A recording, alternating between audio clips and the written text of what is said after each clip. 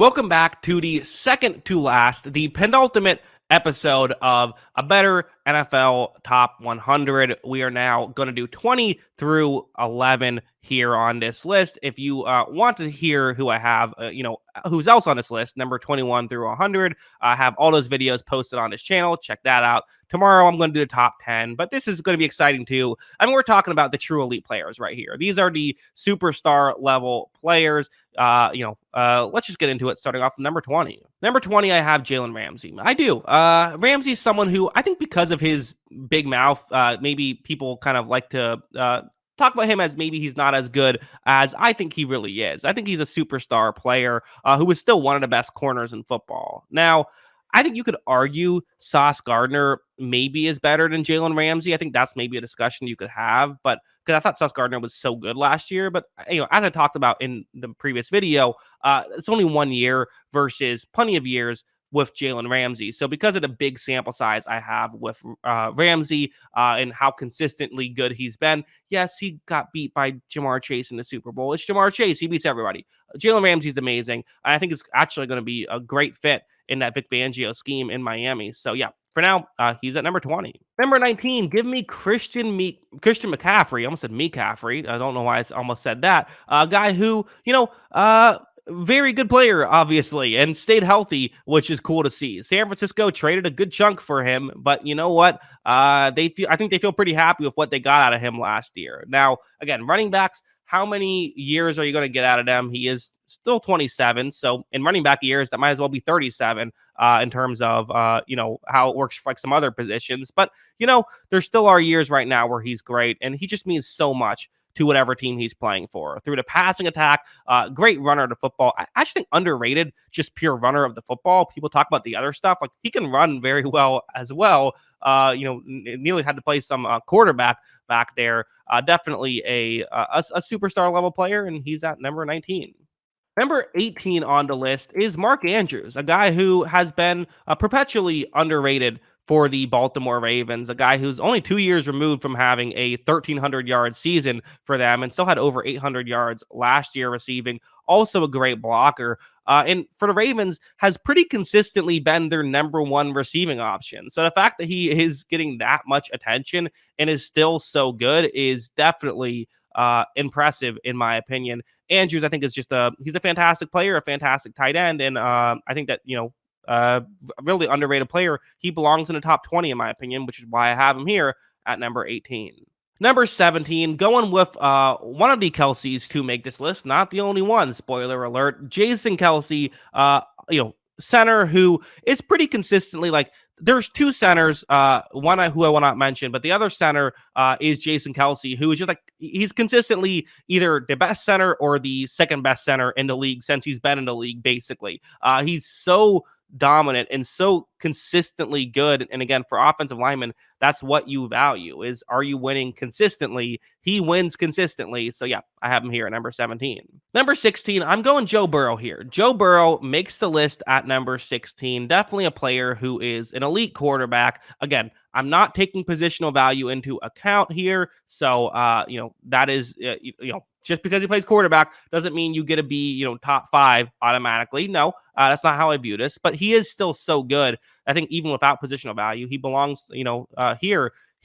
He's been incredibly dominant, and it's not necessarily the physical tools that make him so good, although those are still very good. It's just, very high IQ player who makes a lot of really smart decisions, and I think moves better than he gets credit for. So yeah, number 16, Joe Burrow. Number 15 is Fred Warner. I had a good amount of off-ball linebackers make it on this list pretty high, but none as high as Fred Warner, my favorite off-ball linebacker.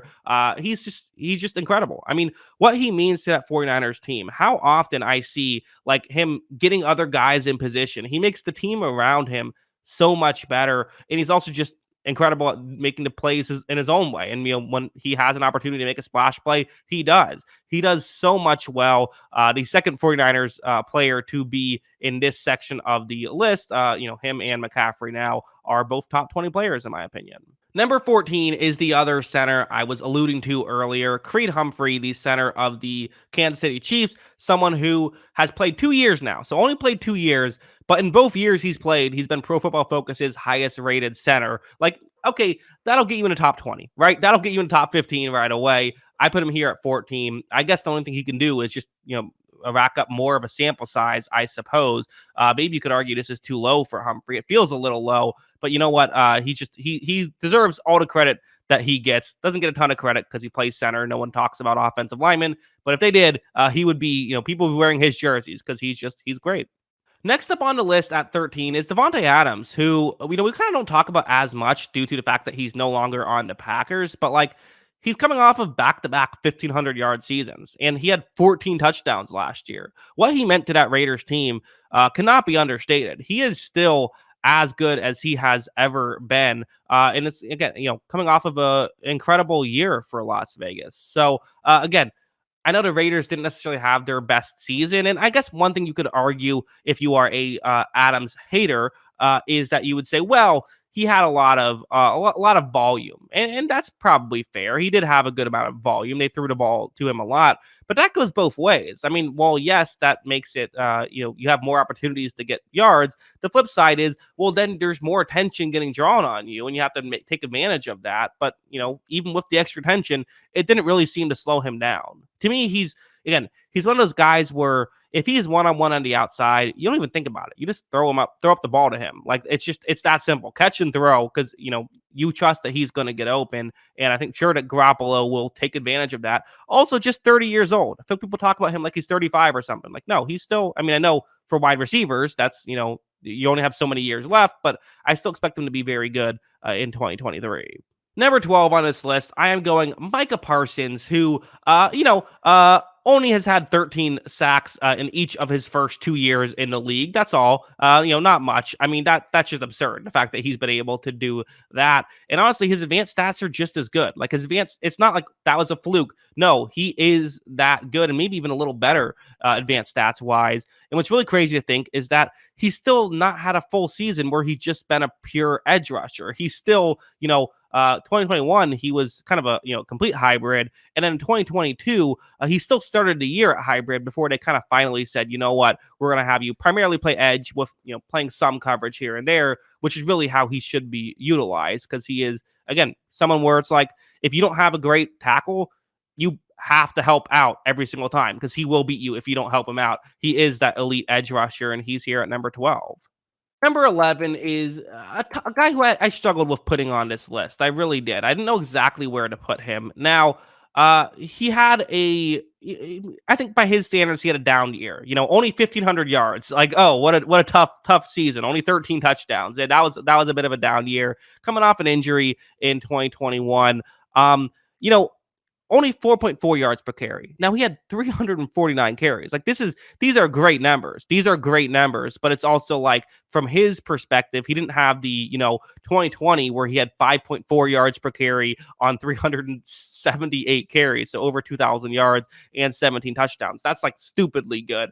Didn't quite have that this year, but I still think means so much to that Titans team that I'm still going to put him here at number 11. And I still think he's the best running back in football, even with, maybe the numbers not being quite as great. And again, 29 years old, he's going to turn 30 next season. That's a little concerning because running backs tend to not have a huge shelf life. But when it comes to Derrick Henry, he's the exception to every rule. So I wouldn't bet against him. So I have him here at number 11. And that is the end of this video. Only one video left. Tune in tomorrow as I do the top 10 and end this series. And of course, check out the other videos on this channel if you haven't already. Let me know your thoughts in the comments below. What do you think about this list so far? Always love hearing from you. And of course, as always, thanks for watching.